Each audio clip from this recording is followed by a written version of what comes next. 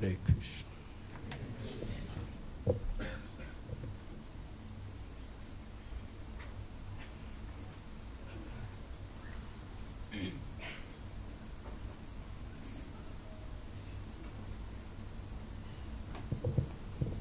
In your presence I am speechless, but I have to speak anyway. It's my great honor and pleasure to be with all of you. Special gratitude to my God sisters and God brothers who are so many assembled, who have given their lives, their hearts, their souls, to make it possible for us to be together here this evening.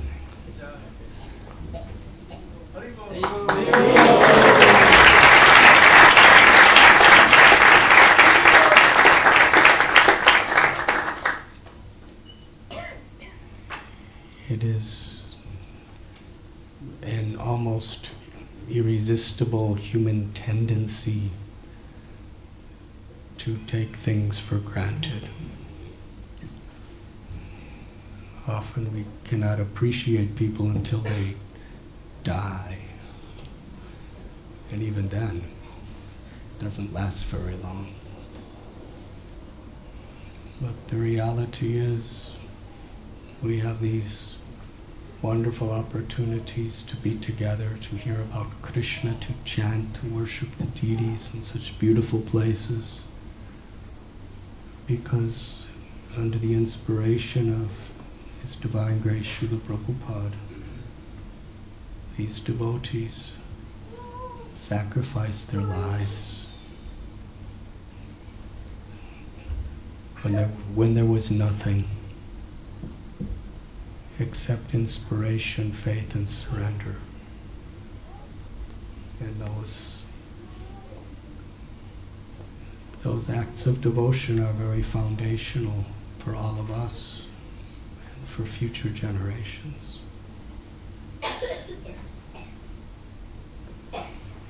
Today is a very special day. It is the conclusion of this year's month of Kartik Purnima. In fact, at this moment, at Govardhan Hill, there's the largest crowd practically of the whole year of Brijavasis doing parikrama of Govardhan Hill. More than Govardhan Puja. Hundreds and thousands perform the circumambulation of Govardhan Hill on Kartik Purnima. And they do it all day and all night. Entire villages come for that purpose.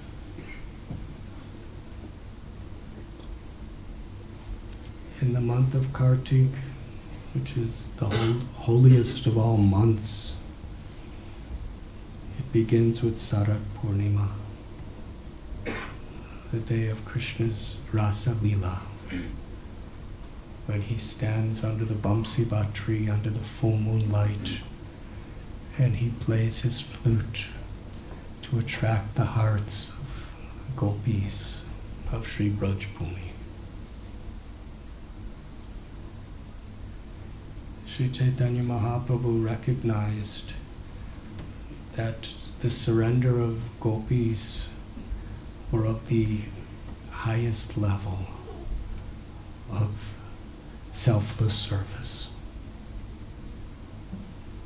For Krishna's pleasure, when they heard his flute, they literally abandoned everything and everyone for Krishna.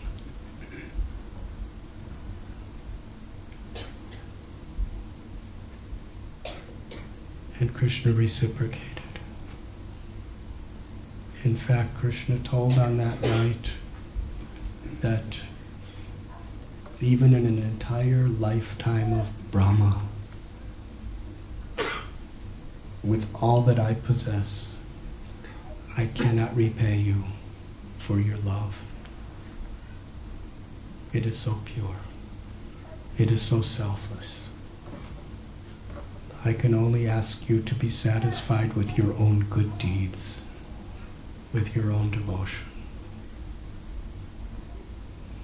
And it was on that night of Kartik Purnima in Srimad Bhagavatam, a very crescendo of all Vedic literatures, when the supreme love of Sri Radha was manifested through the lips of Sri Sukadeva Goswami.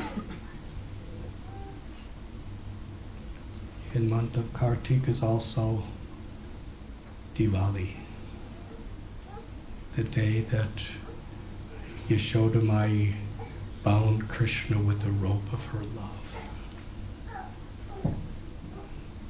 A beautiful pastime that celebrates how Krishna is conquered by the love of his devotee.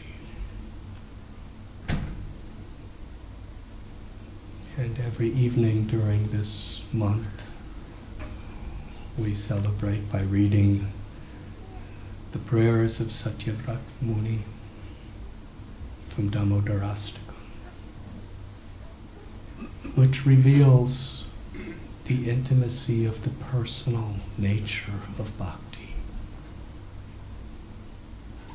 Satyavrat Muni prays, he does not want any material benefits. He doesn't even want liberation from suffering, mukti. He only wants that this beautiful pastime of Lord Damodar can be enacted within his heart. And what is that pastime? May I tell it? I'll try to be brief. On the day of Diwali, Yashoda Mai, she could see how Krishna was always stealing butter from other gopis' houses. They would come and complain. So she wanted to put her own love with the best possible butter. Nanda Maharaj had 900,000 cows. And the best of those cows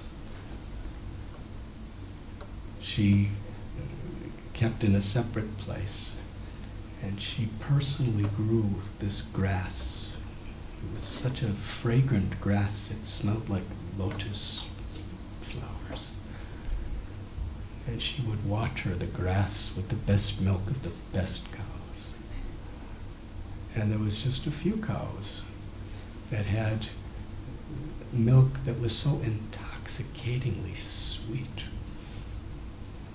And she was churning the yogurt, the dahi, from that cow, those cows. And it was early morning, Krishna was sleeping.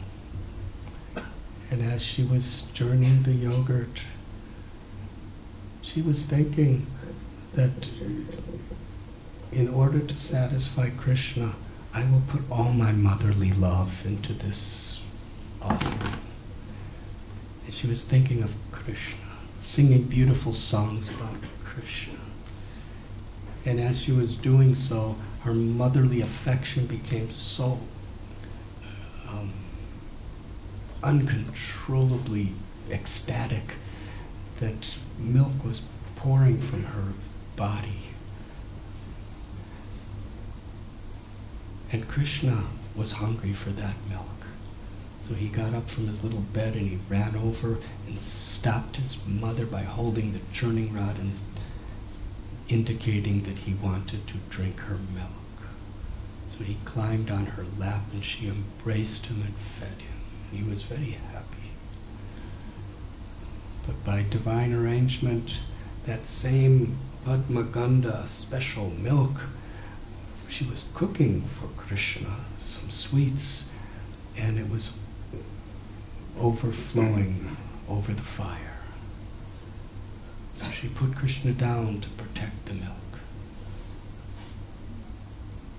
And Krishna wanted to teach us through this wonderful story that we should not put pleasing him second to anything else in life. Yegatamam prapadyante tam stataiva bhajamya.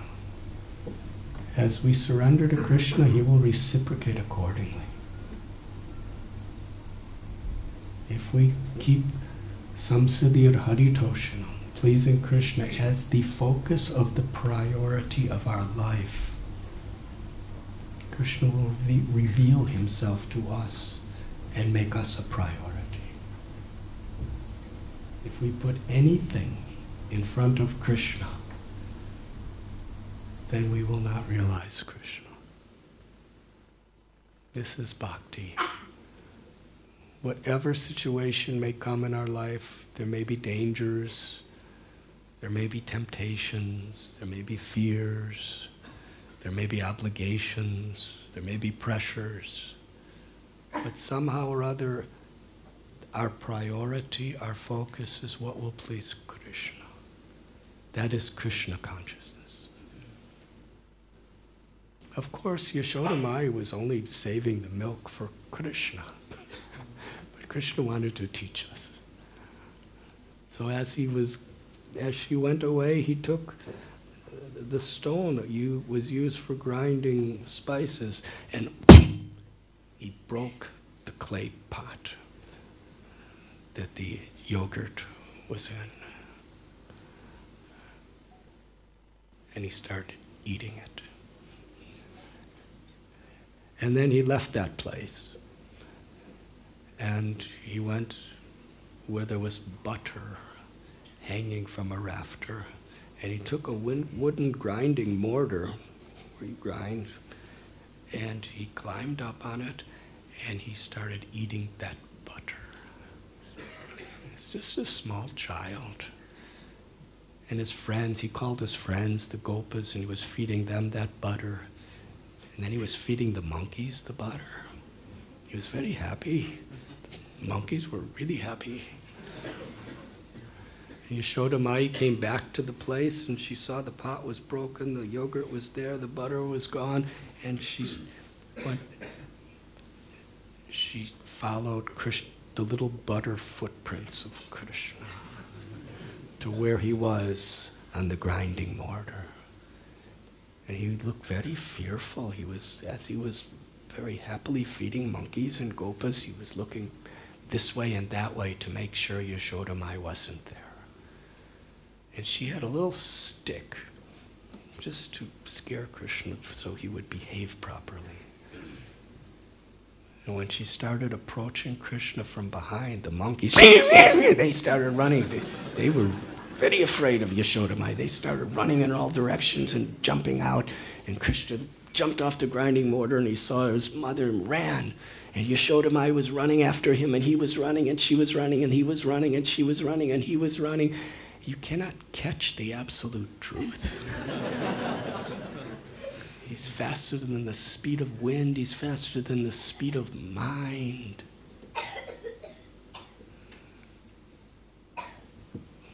But because Yashoda Mai just wanted to protect him with her motherly love, he agreed to be caught.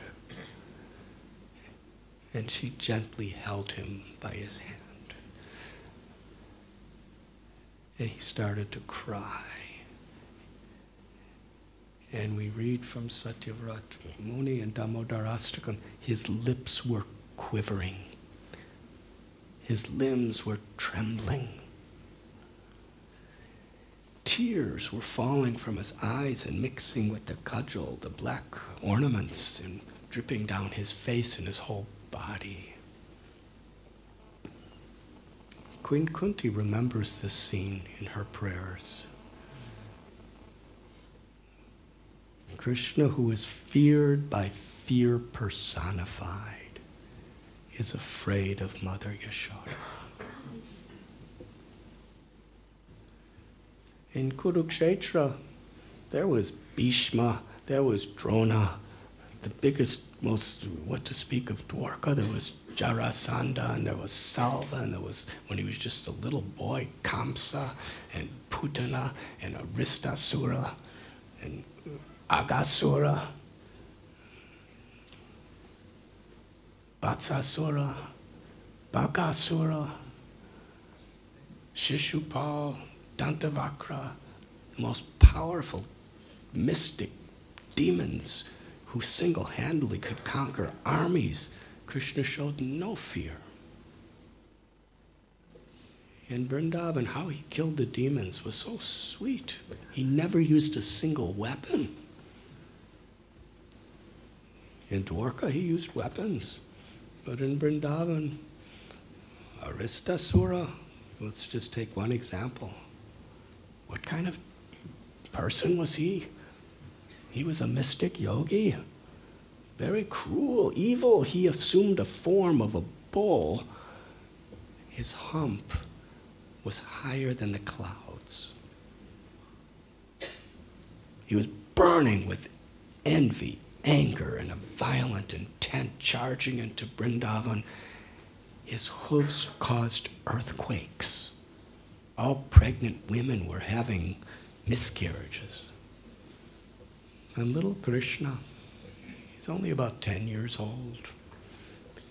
He's just standing there with his arm on one of his friends, holding a lotus flower, waiting for Aristasura to come. No fear.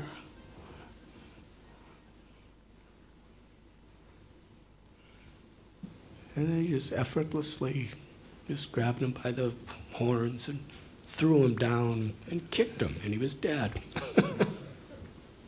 And Putana, she grew herself to be 12 miles long, and Krishna's just about 1 or 2 days old, and he's totally fearless.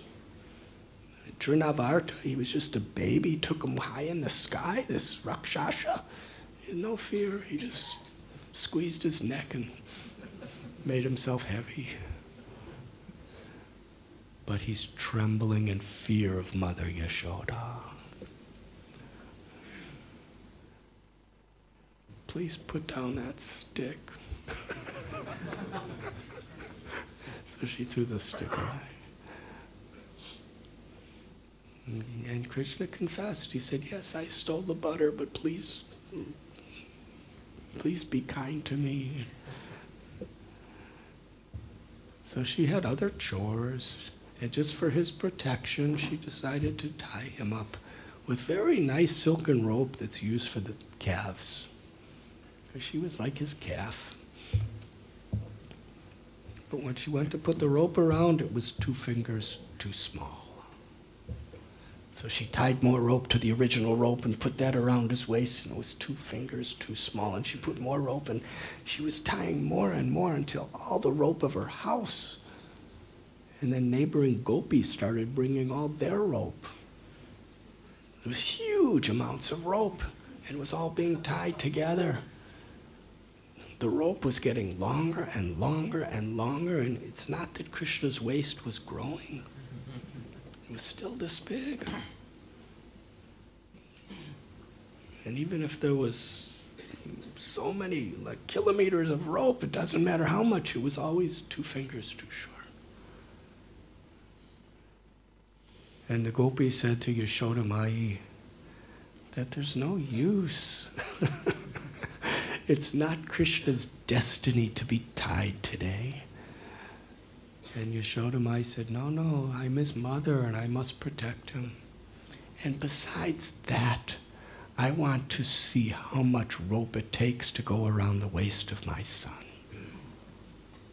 So she was perspiring, and the hairs that were on her beautiful hair was falling to the ground, and her sari was becoming loosened. And Krishna saw her incredible efforts in her motherly love to protect him. It was at that historical moment Krishna allowed himself to be bound by the rope of the love of Yashoda Mai. Krishna was conquered by the love of his devotee. And then she went to perform her seva for Krishna. And Krishna's friends were there. They were kind of feeling sorry for him, and he was telling jokes with them just to make him feel nice. And then he was thinking, now I will do some more mischief, more than ever.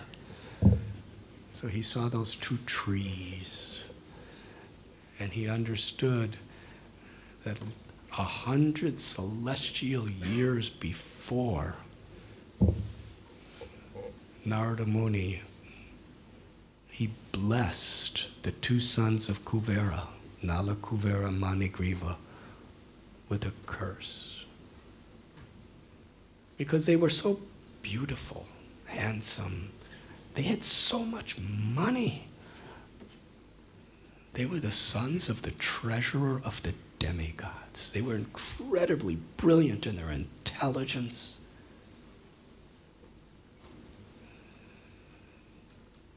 And like Kunti Devi warns us, that too much beauty, too much wealth, too much knowledge, too much fame can make one arrogant.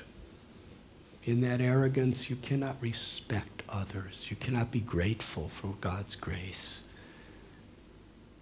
And you inevitably make offenses.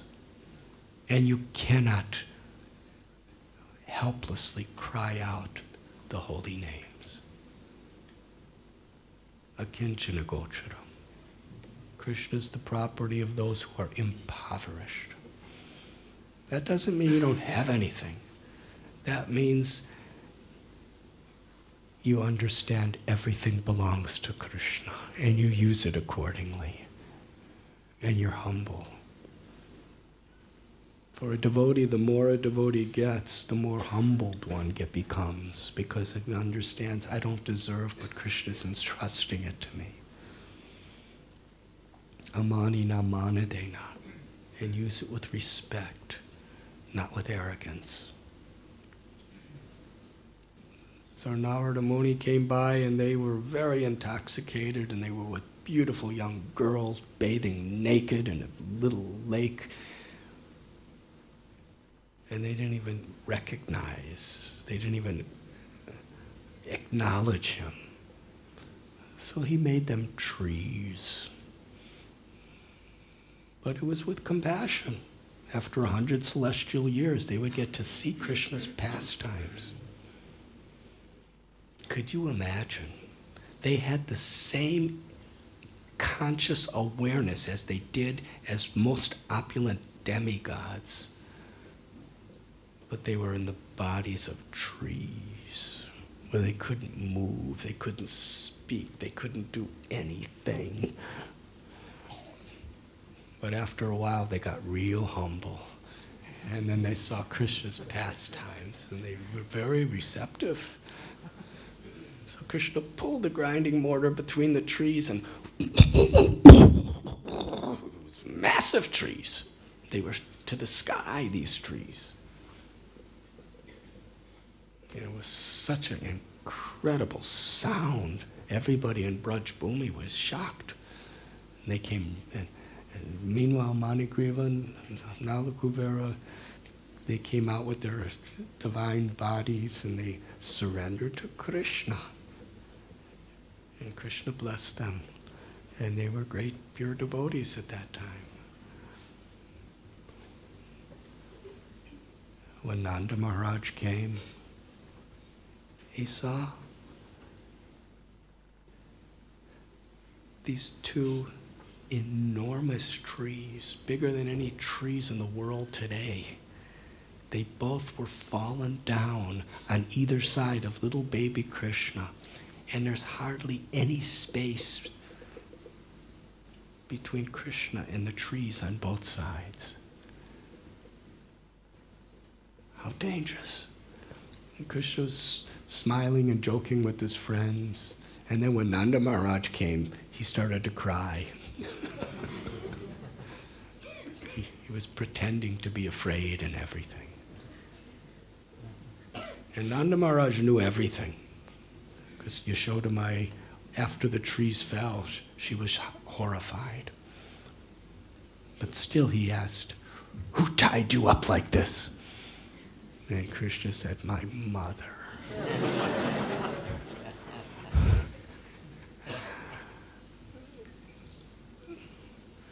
So Nanda Maharaj untied him.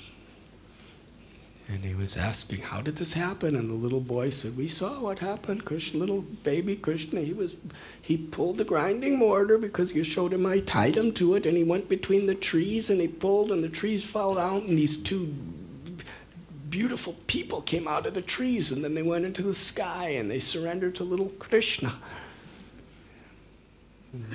Nobody believed them.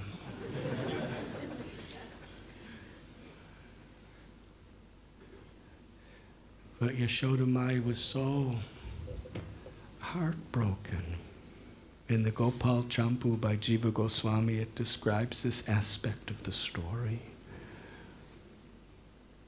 She was broken-hearted. Look what I did to Krishna. I tied him up, and he almost got crushed by these trees, and he must be so angry with me.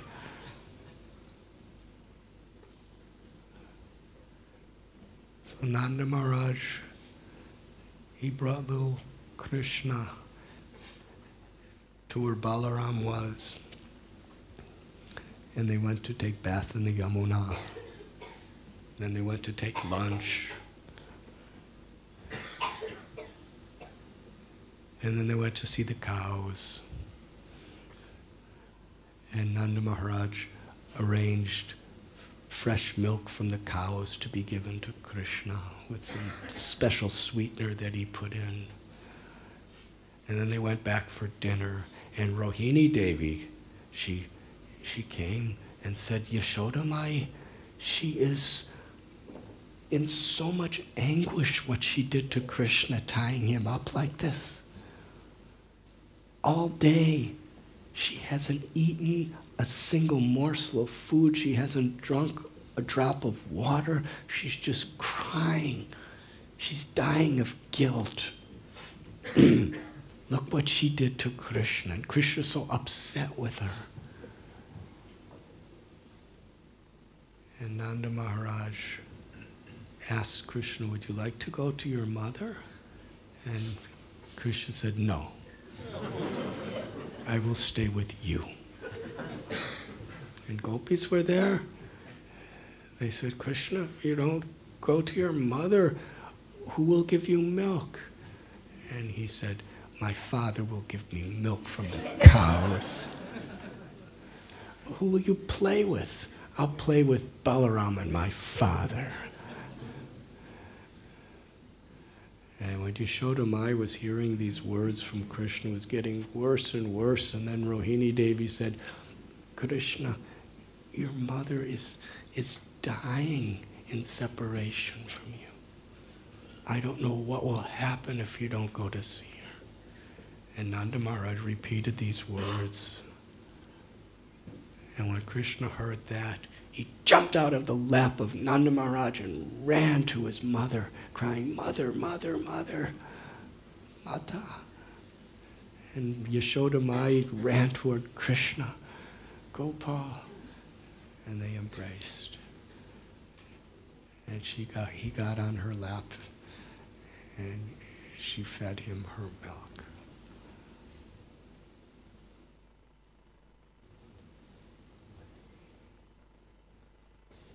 That took place on Diwali. And a few days after that is Govardhan Puja. When Krishna lifted Govardhan Hill. What a beautiful story. One of the most celebrated pastimes. Indra's his devotee. And he has tremendous responsibilities within the universe. But Krishna detected too much pride in his devotee Indra. So he arranged all the puja that was meant for Indra to be given to the cows, the Brahmins, and Govardhan Hill. Can you imagine what an insult Indra thought that was? For generations, this is all going to him. And now little talkative Krishna, he's 7 years old, he convinces them to offer it to a mountain. But when they offered it, just according to Krishna's instructions, Krishna manifested on top of Govardhan Hill in an enormous form. And he ate all these mountains and mountains. The mountains were over 2 miles of gigantic mountains of bhoga or food, and he ate it all. And then Aniyor, he said, give me more. They didn't have anything else. They offered a tulsi leaf and he was happy. And then all the prasad came back. And they had a big feast and they circumambulated Govardhan Hill. And Indra was very upset. He sent torrential rainstorms that are meant specifically for the devastation of the universe. And the devotees put the cows in front and said, Krishna, Krishna, Krishna Mahabaho, Indra's very angry. And look, your cows are really suffering. Please help us. Krishna smilingly lifted Govardhan Hill. 7 years old, as effortlessly as a child lifts a mushroom, and held it in his left hand for 7 days and 7 nights. And the most beautiful festival happened underneath Govardhan Hill. All the gopas, gopis of all ages, the cows and the peacocks and the bulls and the birds, everyone had the darshan of Giridhari day and night for 7 days. And through his words and his glances, he reciprocated everyone's love fully. 7 days and 7 nights. And in those 7 days and 7 nights, despite sending the most powerful hurricanes in the history of the world and the most massive rains, it wasn't raining drops, it was raining pillars of water. But because the little finger of Krishna was touching the bottom of Govardhan Hill, Govardhan was so energized. He was so happy, just feeling Krishna's touch,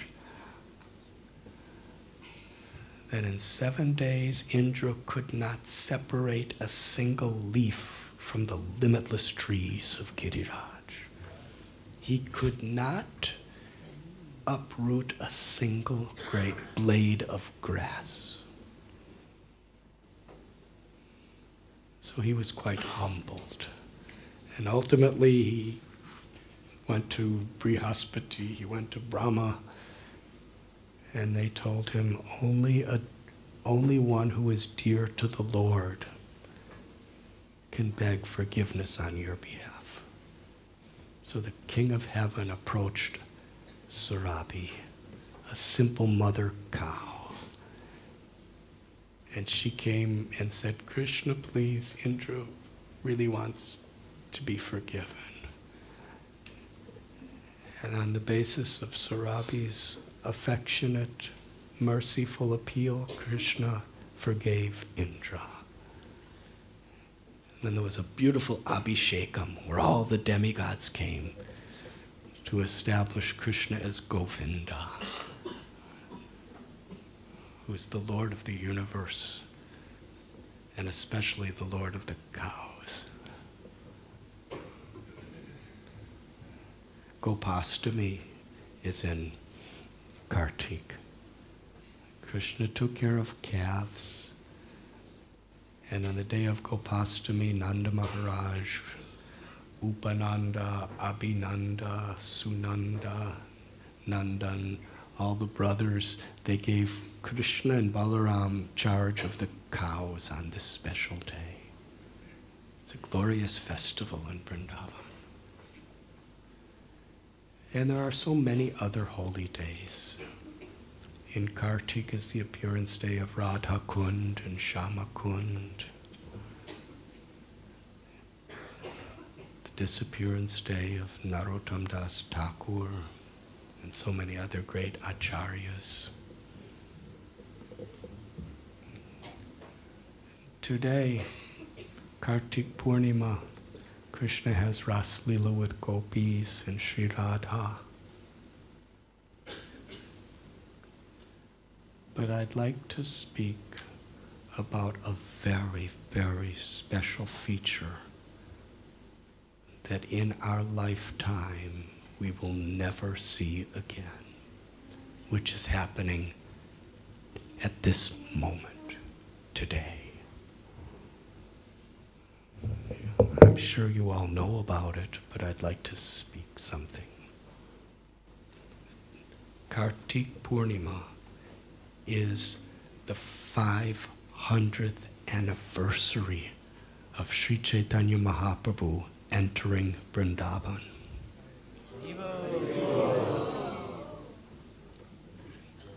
Sri Chaitanya Mahaprabhu was on this world for 48 years. And in those 48 years, he only stayed in Vrindavan 2 months.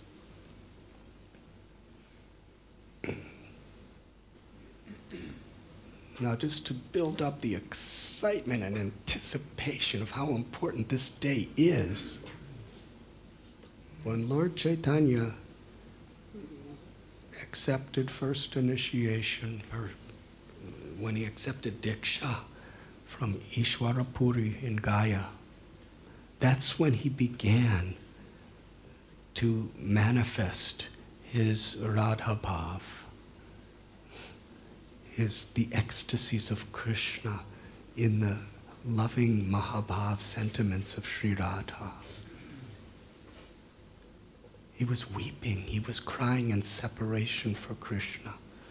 And from Gaya itself, Sri Chaitanya Mahaprabhu at night, when nobody was around, he ran out of his room to Vrindavan. He was rushing to Sri Vrindavan Dham. And then the Devas, they spoke to him. That your mission, we have come just to remind you, my Lord, that you have descended to establish the Harinam Sankirtan movement in Navadvip. So please go back and do that and come to Vrindavan later. So out of his compassion for all living beings and all of us, he restrained from going to Vrindavan Dham and went back to Navadvip, which is actually none different than Vrindavan Dham. And there he established the Harinam Sankirtan movement. Later, in order to expand Harinam Sankirtan more, he decided to take sannyas. He went to Katva and accepted sannyas from Keshav Bharati Maharaj. After that incredibly heartbreaking haircutting ceremony, his taking his bath in the Ganga, he was given the danda, he was given the name Sri Krishna Chaitanya and the sannyas mantra. Sri Chaitanya Mahaprabhu began to chant and dance, and everyone was dancing with him in the whole of Katva. And then he proclaimed, I'm going to Vrindavan now. And everybody said, we're going with you. And they all started dancing to Vrindavan through the forest. And Lord Chaitanya sent Keshav Bharati and everybody except his person, Nityananda Prabhu, Chandrasekhar, and a couple others. But Nityananda Prabhu understood that the devotees in Navadvip and Shantipur were dying in separation of Lord Chaitanya. After he took sannyas, they may never see him again. So he told the little cowherd boy, if this sannyasi asks for directions to the Yamuna, give him directions to the Ganga. So that happened. And Lord Chaitanya saw the Ganga and thought it was the Yamuna, and he started bathing and everything, and then he saw Advaita in a little boat with dry clothes. Because Nityananda Prabhu and Chandrasekhar Acharya planned it all out.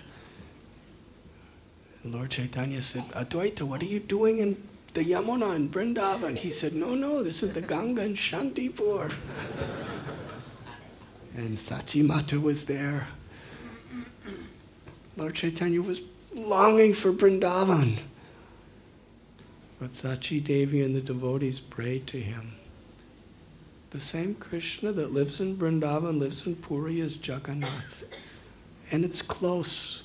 We will hear your beautiful pastimes, and sometimes we'll get to see you. So go to Puri. So for the pleasure of his devotees, conquered by his mother, just like Yashoda Mai bound Krishna with the rope of her love, Sachi Mata is Yashoda. Brajendra Nandana Jay, Sachi Shuta Hoilo say, Krishna's Mahaprabhu. She bound him with the rope of her love, and he went to Puri. Sri Chaitanya Mahaprabhu's special feature. There's a Yuga avatar that comes every Kali Yuga. And he teaches Harinam Sankirtan. But only once in a day of Brahma does Krishna personally appear in the Dwapara Yuga to perform his Vrindavan Leelas. And only once in a day of Brahma, following Krishna's advent, does Krishna come in the mood of Sri Radha as Lord Chaitanya. And he's not only teaching Harinam Sankirtan, the Yuga avatar is included with him, but he's Krishna who comes to taste the sweetness of Sri Radha's love. And through Kirtan, once in a day of Brahma, Lord Chaitanya gives his followers the sweetness of Sri Radha's love. Entrance into the personal Vrindavan pastimes through Harinam.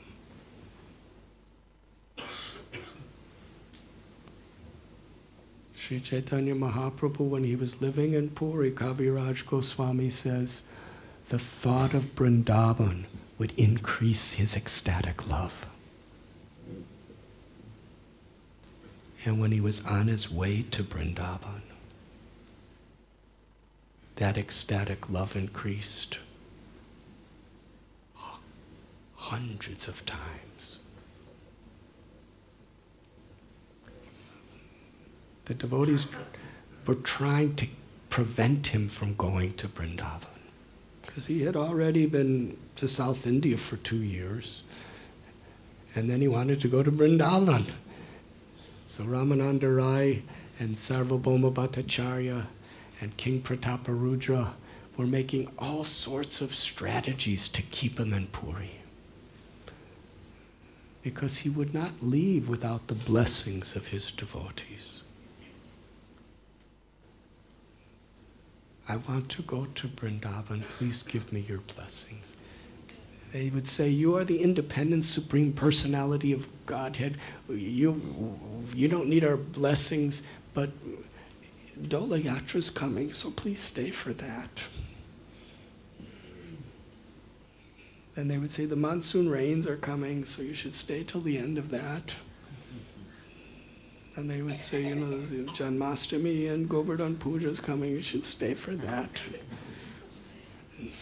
And Dola Yatra's coming, you should stay for that. So 2 years passed. And Lord Chaitanya wanted to go to Vrindavan so much. He was very unhappy. He said, you are keeping me from going. So they felt really bad. They said, all right, you can go, but we're all going with you. So then he started going, and thousands of devotees were going with him. And King Prataparudra was arranging, as long as they were in his kingdom, he was arranging with all of his treasury for accommodations and feasts of wonderful prasad wherever the devotees stopped. And he had special boats for everybody, for every river. That was his devotion. And ultimately,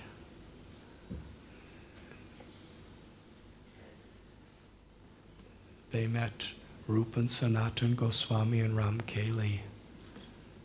And we're running out of time, and I'm just starting the class, so I'm going to fast forward.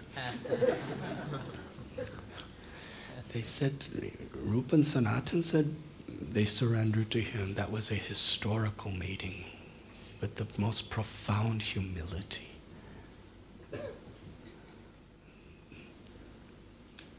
And then they told him that you're going to Vrindavan with hundreds and thousands of people. I was just there with 5,000 or 6,000 people. Can you imagine hundreds and thousands of people? He said, you'll be much happier if you go alone or with one or two others. So he turned back to Puri. And then he left again, soon after, with Balabhadra Bhattacharya and one assistant.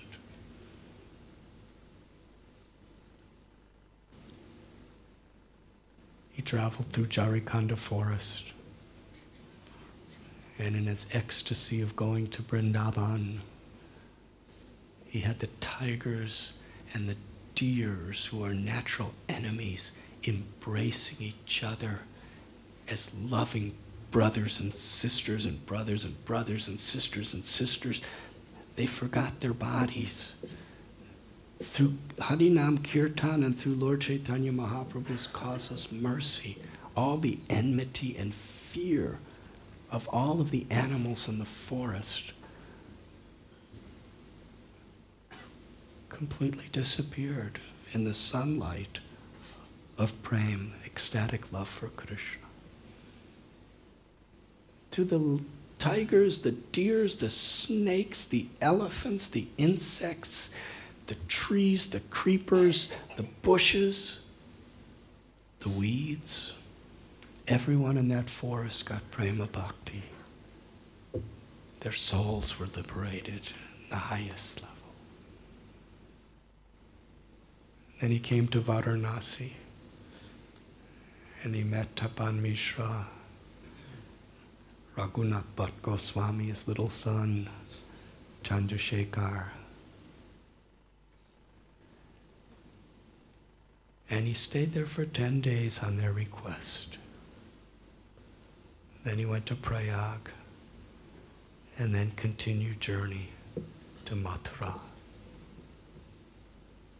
And on the full moon day, today, Sri Chaitanya Mahaprabhu finally arrived in Vrindavan town.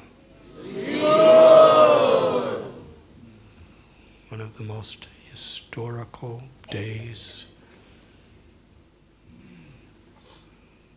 in the history of the universe. And today is the 500th anniversary of that experience.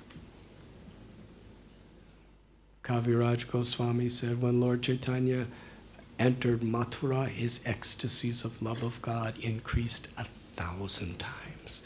And when he was wandering through the 12 forests of Vrindavan, that ecstasy of love increased hundreds and hundreds and thousands of times.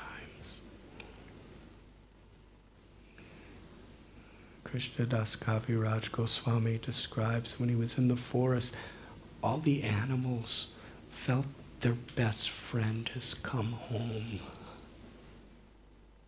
The cows herds of cows were gathering around him in circles.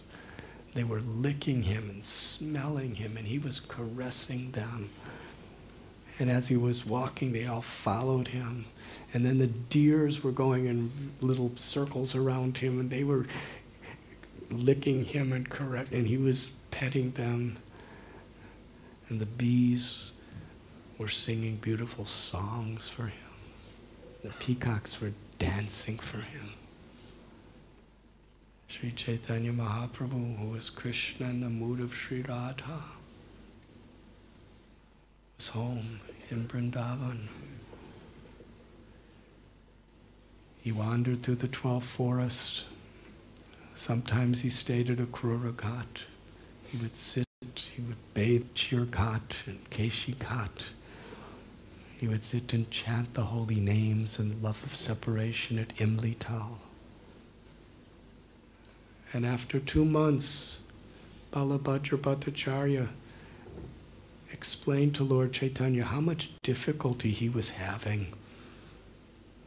Because everyone was inviting Lord Chaitanya. And Balabhadra Bhattacharya had to manage his schedule.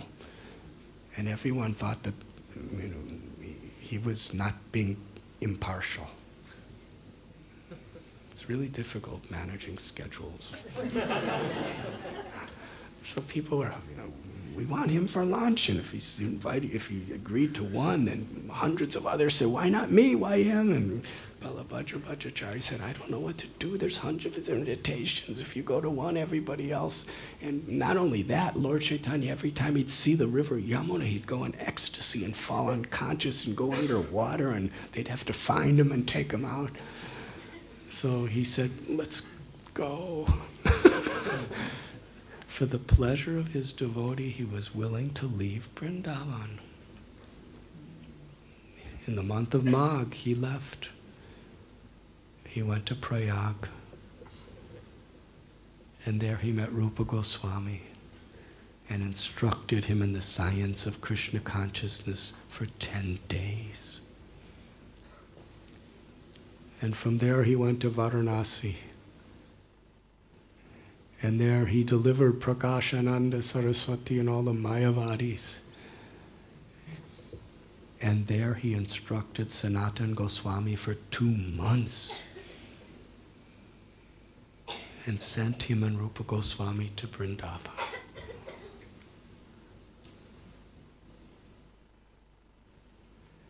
"500 years ago today, Lord Chaitanya came to Vrindavan. And 50 years ago, this year, His Divine Grace, A.C. Bhaktivedanta Swami Prabhupada, departed from Vrindavan at the age of 69 to go to Mumbai to beg for a ticket on a cargo ship. 50 years ago this year, Srila Prabhupada boarded the Jaladuta, a very old-time, beaten ship. He had 40 rupees.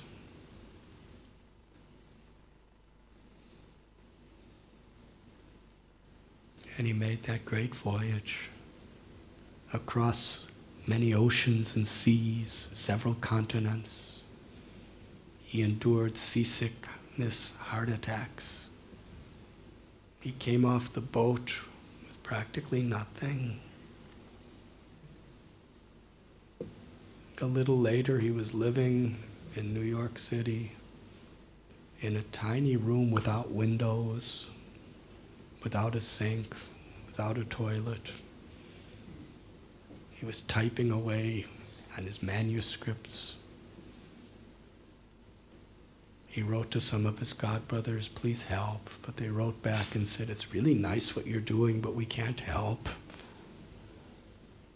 He wrote to so many other people. Finally, he got a lead. One Mr. Singhania was willing to send some money, but he needed permission from the government. And the president of India Prabhupada knew him, and he was going to help. That was the only light. He was going to help. And then the president of India went to Moscow, and he died. Not the president, the prime minister, Mr. Shastri. He died in Moscow, which exterminated any hopes of Prabhupada's. So just with the people that he was preaching to, he had to do everything. And before he had any followers, they broke into that little room and stole his typewriter and his whole manuscript of Bhagavad Gita, which he worked years on. And he said, I guess I'll just start over again. That was Prabhupada's determination.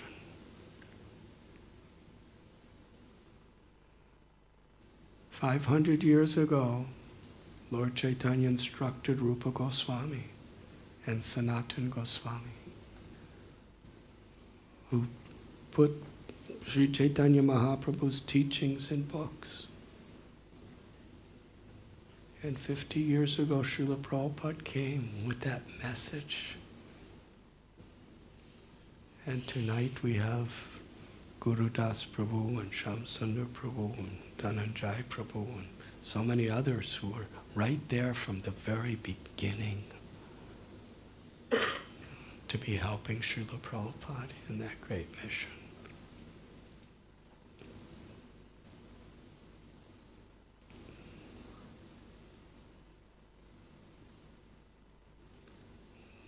It's a very auspicious full moon today.